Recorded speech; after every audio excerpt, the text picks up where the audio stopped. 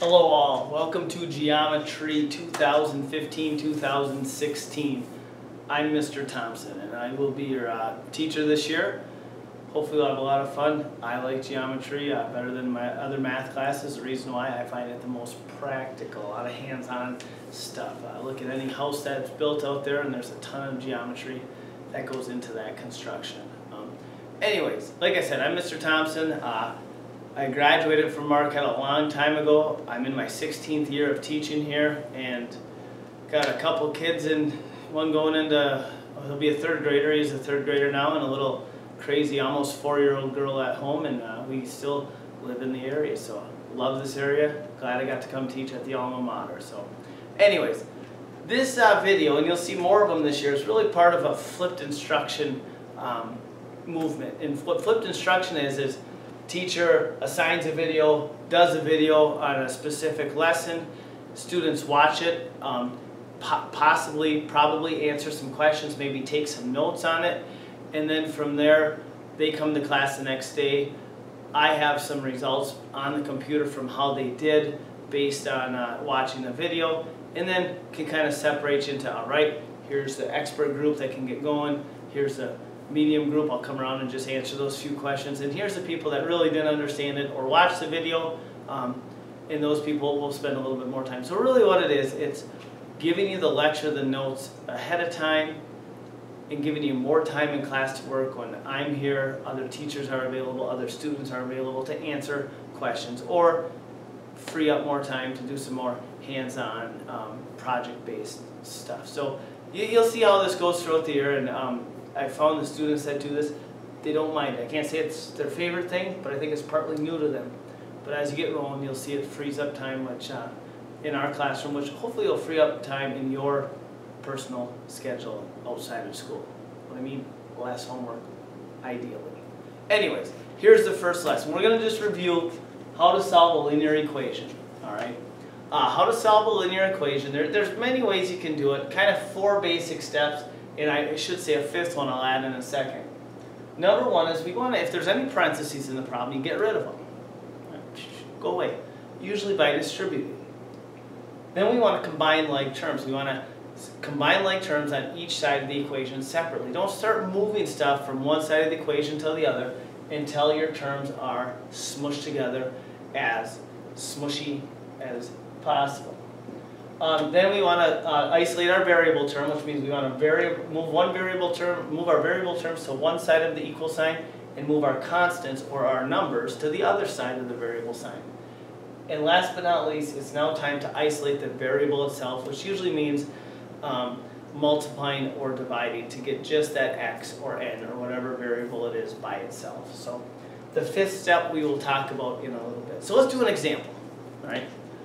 Over here, we got a nice little equation, 14x plus 3 equals 12x minus 15. First step, get rid of parentheses. Magic, there are none. Ignore the first step. Okay. Second step, combine like terms. Now, like terms, recall, are terms where the variable piece are exactly the same. So when I look at the left side of the equation, 14x and 3 are not like terms because the 3 doesn't even have a variable. And same thing over here on the right side of the equation, the 12x and the 5 are not like terms because 5 doesn't even have a variable. So we finally start right here. Move the variable terms to one side and the constants to the other. I usually move the smaller variable term to the larger side. Now, if I am going to move it, I want to zero it out, which means if this is a positive 12x, I would like to subtract 12x from both sides. Because 12 minus 12 gives me a big old 0, and it really just disappears from the right side, leaving us with just that negative 15. Over on the left, 14 minus 12, and again when we combine like terms, we just worry about the coefficients or the number piece. 14 minus 12 is 2, so we get a 2x and a positive 3 there, or the plus 3 remains. We also want to move our constants to one side. Now this can be done in one step. I'm doing it in 2 separate steps. That means let's get our number pieces, which are the constants, on one side. So now the opposite of adding 3 would be subtracting 3. So that would leave us with just 2x over here equals negative 15 minus 3 more is a negative 18. And last but not least, we're now set to isolate the variable, which usually means getting rid of a coefficient, typically by adding typically by using the inverse operation, which is multiplying or dividing. So the opposite of 2 times x would be dividing by 2. And that would give us a coefficient of 1 or just x, and x equals a negative 9. Now I mentioned over here there's a 5th step. The 5th step is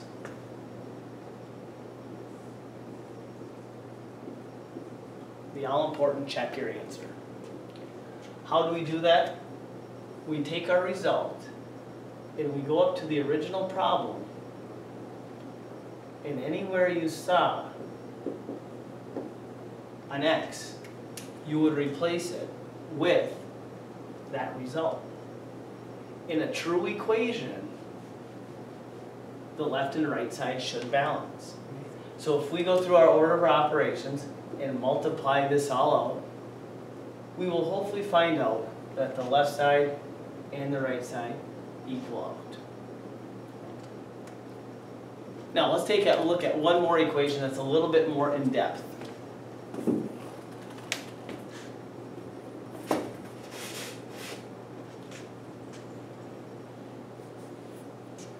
We want to solve this equation. 3 times the quantity 2x plus 4 minus 5x equals 2 times the quantity x minus 7 plus 10. Step number 1, get rid of the parentheses. That usually is the distributive piece. We multiply into the parentheses to get rid of them. So 3 times 2x is 6x. 3 times plus 4 is a plus 12. The minus 5x stays there because it wasn't part of the parentheses. Over on the right-hand side, it's the same thing. We want to distribute this 2 into the parentheses. So 2 times x is 2x, and 2 times negative 7 is negative 14. And the plus 10 wasn't part of the parentheses, so it stays there. Step 2, combine like terms on each side of the equation. So when we look here, like terms are when the variable pieces are exactly the same. So on the left side, the 6x and the negative 5x are considered like terms because their variables are carbon copies of one another. Now to combine them, it's nice and slick. We just say, all right, well, 6 minus 5 leaves us with 1x, or just x. And the 12 doesn't have a like term, so it stays put. Same thing on the right side. 2x doesn't have a like term, but this negative 14 and this plus 10 can be combined.